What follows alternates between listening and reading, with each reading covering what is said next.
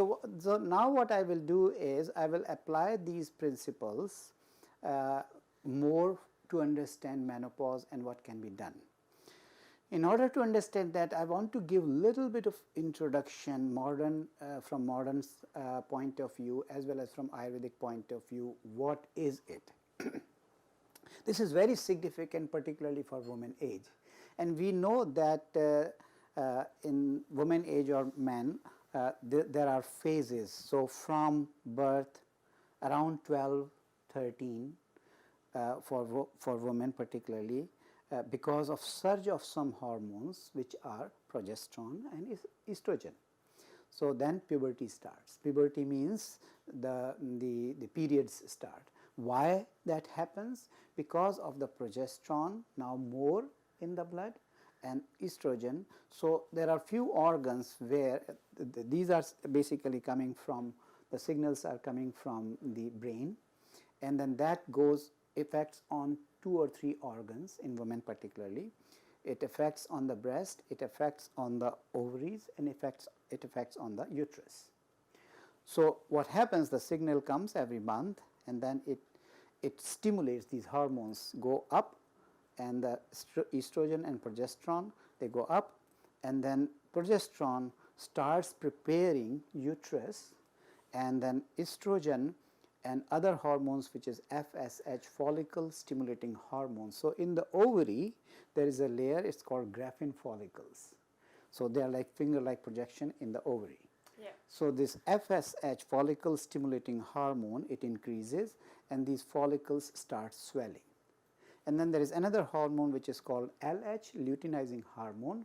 So this one of the follicle converts into one round thing called corpus luteum, and that is happening because of LH increasing.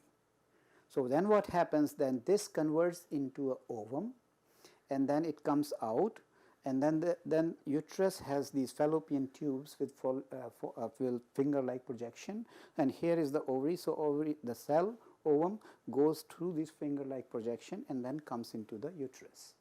But during this time, the progesterone is increasing the circulation in uterus wall, and it starts swelling. And then what happens? Now, and the ovum is coming into the uterus. Now, if the sperm comes and fuses, so then what happens? Then that fusion, now the wall is ready to receive it. That's why circulation was increasing, blood supply was increasing. It only sticks there if the fusion has happened. Yeah.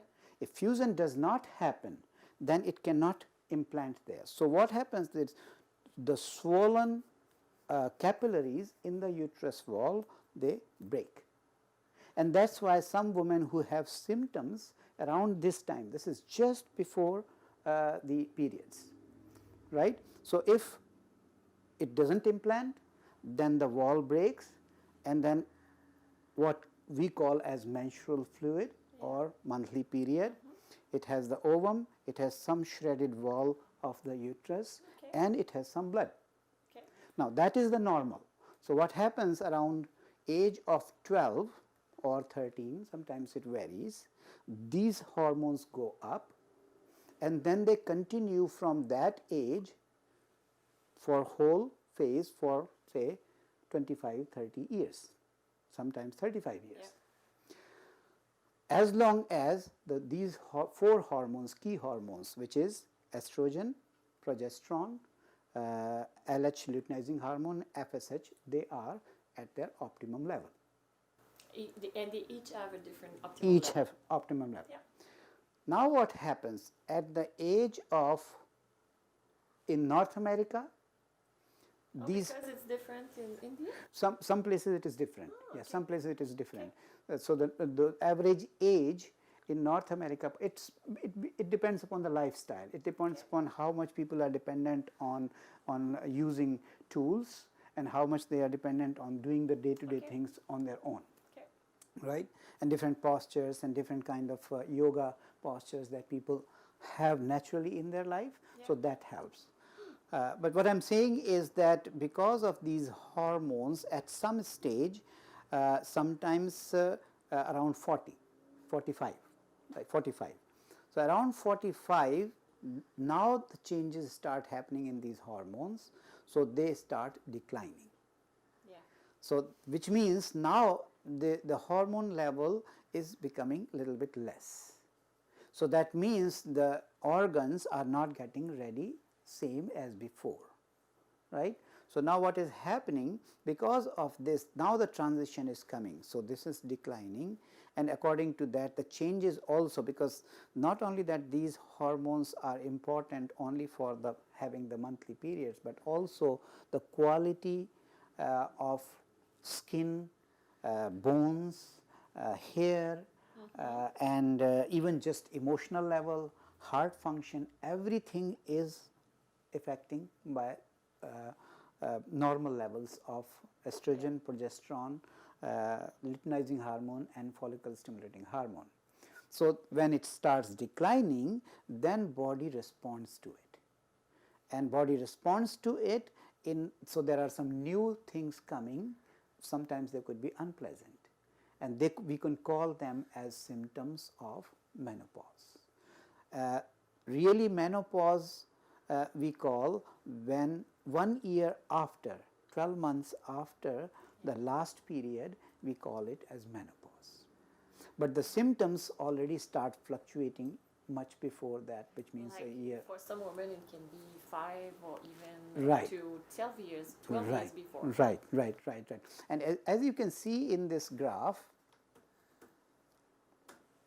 as you can see in this graph here, you see there is this peak. These three studies are done for pre-menopause, means before really menopause has started, maybe 5 years before. So you can see the peak here, blue dotted peak, and then you can also see this undotted but blue peak. Yeah. And this is 6 times, so which means 6 months. Yeah. And then you can see the red one, undotted one, and then there is also dotted one, which is for the estrogen and FSH, follicle stimulating hormone. So you can see that the peaks are much high for all 4 of them. That means the functions of estrogen, progesterone, and follicle stimulating hormone and LH, they are fine. But then you can also see just in the slide below that is perimenopause, just before menopause, we can say 1 year or few months before it. So then you can see all jumbled up, everything is just in the matter of 6 months there is no pattern that you see.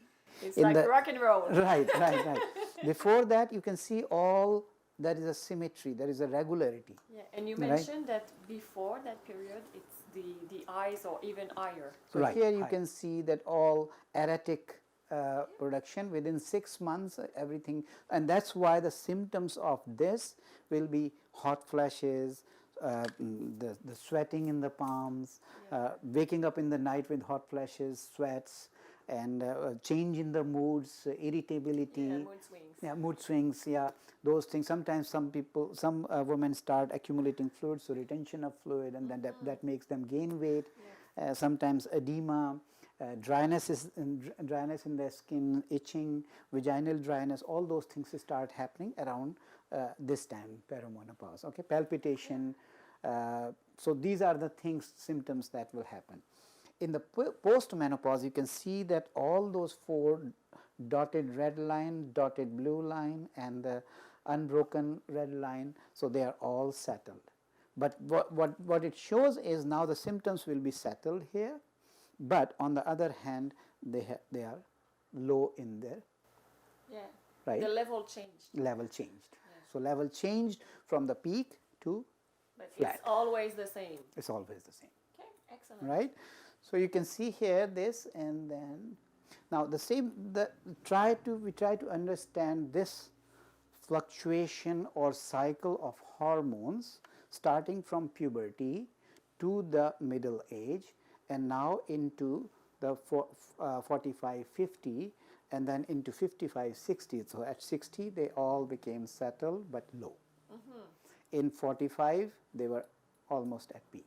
So in between phase is more of the sometimes for some women can be really challenging. But I want to assure that Ayurveda has so many good solutions by simplistic understanding of this phase in terms of Vata, Pitta, Kapha, and then adjusting diet according to increase or decrease of one of other can help to make this transition very smooth as well as not problematic, but more enjoying. And what are the things that we have to specifically do to deal with this 5 to 10 years of phase? So, we will go through that. Excellent. Okay? That's excellent.